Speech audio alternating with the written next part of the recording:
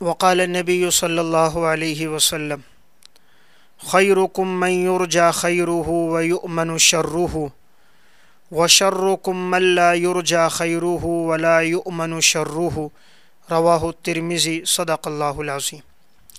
نبی اکرم صلی اللہ علیہ وسلم نے ارشاد فرمایا، تم میں بہترین انسان وہ ہے جس سے خیر کی امید رکھی جائے اور اس کے شر سے سب محفوظ ہوں، اور بدترین انسان وہ ہے جس سے خیر کی کوئی امید نہ رکھی جائے اور لوگ اس کے شر سے محفوظ نہ ہوں۔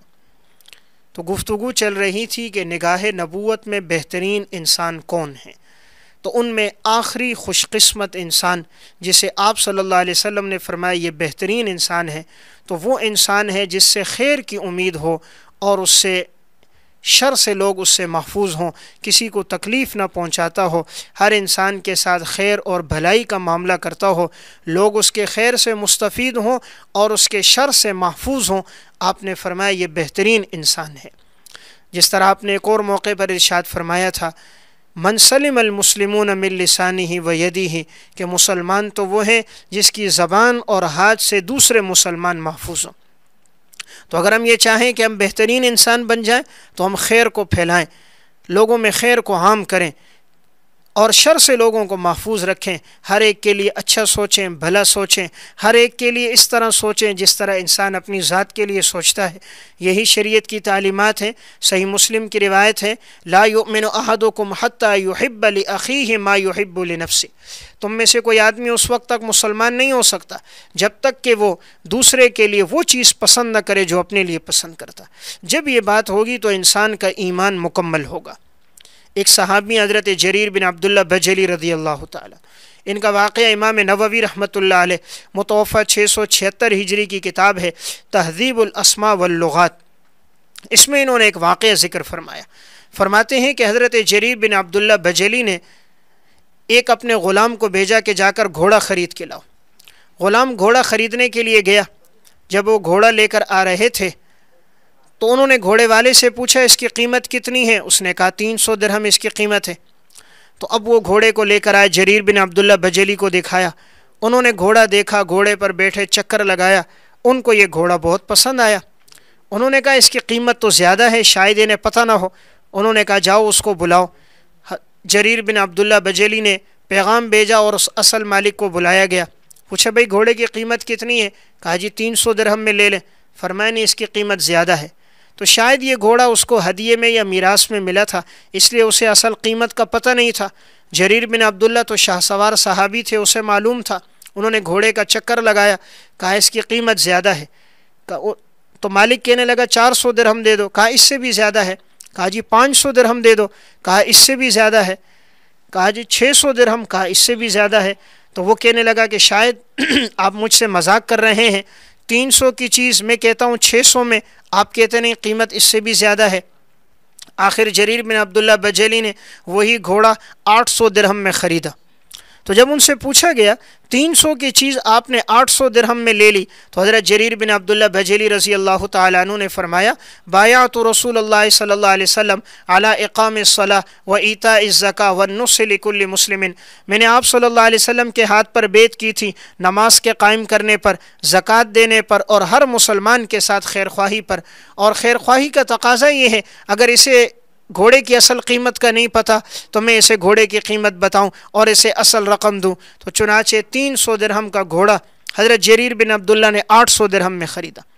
اگر یہ آج کا کوئی ہماری طرح کا کمزور مسلمان ہوتا اور وہ دیکھتا کہ 800 کی چیز 300 میں مل رہی ہے، وہ کہتا بھائی یہ خریدو اور پتلی گلی سے جلدی سے نکل جاؤ کہیں اصل مالک نہ آ جائے۔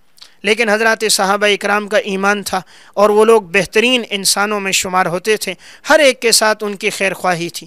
تو 12واں خوش نصیب وہ ہیں جو ہر ایک کو خیر پھیلائے، کسی کو شر نہ پہنچائے، اس سے کسی کو تکلیف نہ پہنچے، جو ہر ایک کے لیے بھلا سوچے۔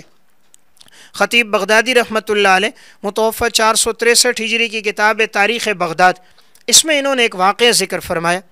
امام بخاری رحمۃ اللہ علیہ کے والد کا انتقال ہوا تو انہیں میراث میں بہت سے کپڑے بھی ملے اور بہت سا مال بھی ملا۔ اب تجارت کا بہت سا سامان بھی تھا۔ کچھ تاجر امام بخاری کے پاس آئے سامان خریدنے کے لیے۔ امام بخاری رحمہ اللہ نے انہیں سامان دکھایا، انہیں سامان پسند آیا، انہوں نے بات طے کر دی، فرمایا ہم آپ سے خریدنا چاہتے ہیں۔ امام بخاری رحمہ اللہ نے فرمایا میں رات کو سوچتا ہوں، استخارہ کرتا ہوں، کل آپ کو بتا دوں گا۔ وہ تاجر چلے گئے۔ تھوڑی دیر کے بعد کچھ اور تاجر آئے، انہوں نے کہا ہم آپ کو دگنا نفع دیتے ہیں اور آپ یہ ہمیں فروخت کر دو۔ امام بخاری رحمۃ اللہ علیہ نے فرمایا نہیں۔ اگلے دن تاجر آئے، انہوں نے زیادہ قیمت دینی چاہی کہ ہم آپ کو اتنا نفع دے رہے ہیں، آپ ہمیں فروخت کر دیں۔ امام بخاری نے فرمایا میں نہیں بیچتا۔ تو کہا حضرت آپ نے کیا ان سے معاملہ طے کر دیا؟ کہا جی معاملہ تو طے نہیں ہوا۔ کہا جب معاملہ طے نہیں ہے تو آپ ہمیں فروخت کریں، نفع بھی دگنا ملے گا۔ امام بخاری رحمۃ اللہ علیہ نے فرمایا فإنی لا احب ان انقض نیتی، میں اپنی نیت کو توڑنا پسند نہیں کرتا۔ میں نے نیت کر دی تھی میں ان کو فروخت کروں گا، پہلے والوں کو، لہٰذا میں انہی کو دوں گا۔ دیکھیے ان کو دگنا نفع مل رہا ہے، ڈبل نفع مل رہا ہے، انہوں نے فروخت نہیں کیا، حالانکہ بات طے نہیں ہوئی تھی، لیکن یہ وہ لوگ تھے جو معاملات کو اتنا درست رکھتے تھے، جو ہر ایک کے لیے خیر اور بھلائی کو سوچتے تھے، جو اپنی نیت کو توڑنا بھی پسند نہیں کرتے تھے۔ تو 12واں اور آخری خوش نصیب وہ انسان ہے کہ جو ہر ایک کے ساتھ خیر کرے اور کسی کو شر نہ پہنچائے۔ خطیب بغدادی رحمۃ اللہ علیہ نے امام ابن سیرین رحمہ اللہ کے حالات میں واقعہ لکھا۔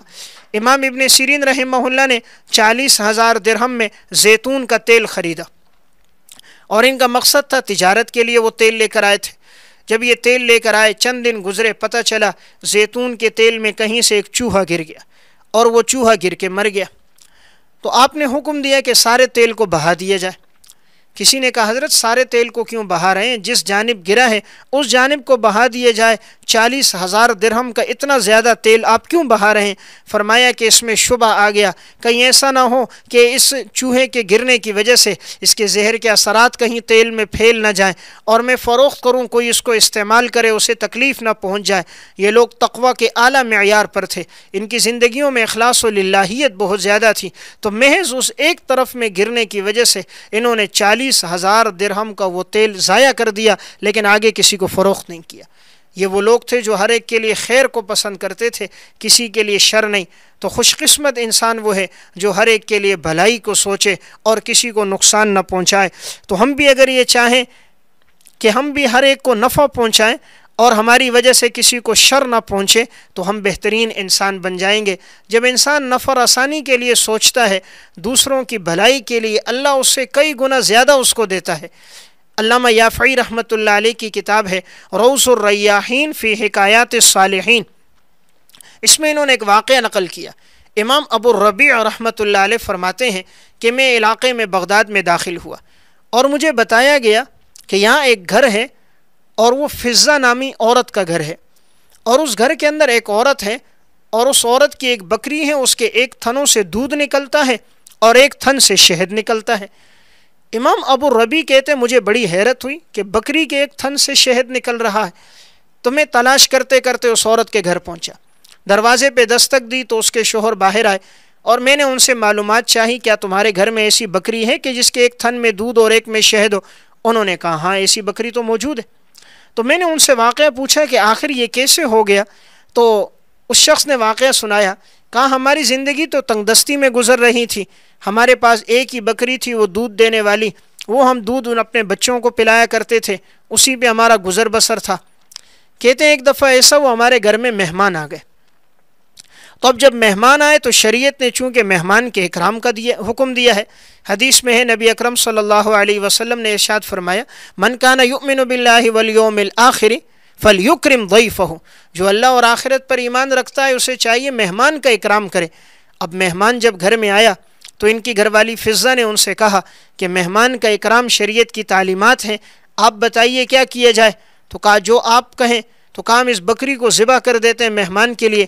کہا بچے اس کا دودھ پیتے ہیں، اس کے علاوہ تو گھر میں اور کوئی نہیں۔ کہا اللہ ہمیں اس سے دگنا دے دے گا، لیکن شریعت کی تعلیمات دوسروں کے لیے خیر اور بھلائی کی ہیں۔ اب یہ کہتے ہیں میں نے اپنے شوہر کو کہا جاؤ اس بکری کو باہر ذبح کرو۔ اب وہ بکری کو باہر لے کر گئے، ذبح کر رہے تھے، تھوڑی دیر گزری ہے، کیا دیکھتی ہوں اوپر کی سیڑھیوں سے وہی بکری اسی طرح کی نیچے اتر کے آ رہی۔ نیچے جب صحن میں آئی تو یہ خاتون کہتی ہے میں سمجھی کہیں شوہر سے چھوٹ گئی تھی اور چھوٹ کر اوپر بھاگ گئی تھی، تب اوپر سے نیچے اتر رہی ہے۔ تو اب میں نے بکری پکڑی، میں باہر لے کر گئی، شوہر سے کہا کہ یہ تم سے رہ گئی، تو کیا باہر دیکھتی ہوں کہ وہی بکری باہر ذبح پڑی ہے اور شوہر اس کے جسم کے گوشت کو کاٹ رہا ہے۔ عورت کہتی ہے میں حیرت میں پڑ گئی کہ یہاں یہ بکری ذبح ہے، اس کا گوشت تقسیم کرنے کے لیے، استعمال کے لیے گوشت کے حصے بنائے جا رہے، اور اوپر سے اسی طرح کی بکری نیچے آ گئی۔ تو اب یہ کہتے ہیں ہم سمجھ گئے یہ اللہ کی طرف سے ہمارے لیے مدد ہے کہ ہم نے جو مہمان کا اکرام کیا اور ایک مسلمان کا اکرام اللہ کو پسند آ گیا۔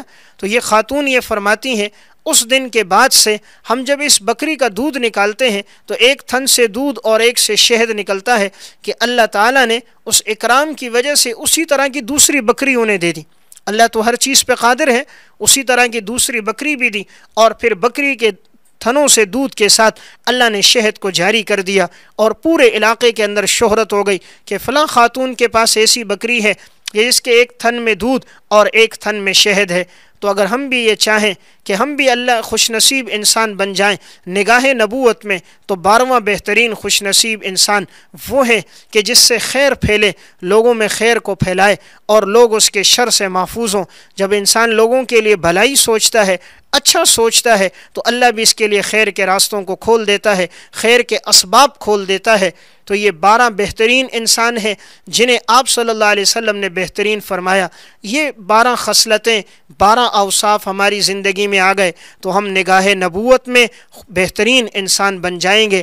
ہم میں سے ہر ایک کوشش کرے یہ 12 چیزیں ہم اپنی زندگیوں میں لائیں اور اپنے دوست احباب میں اسے شیئر بھی کریں۔ اللہ ہم سب کو عمل کی توفیق عطا فرمائے۔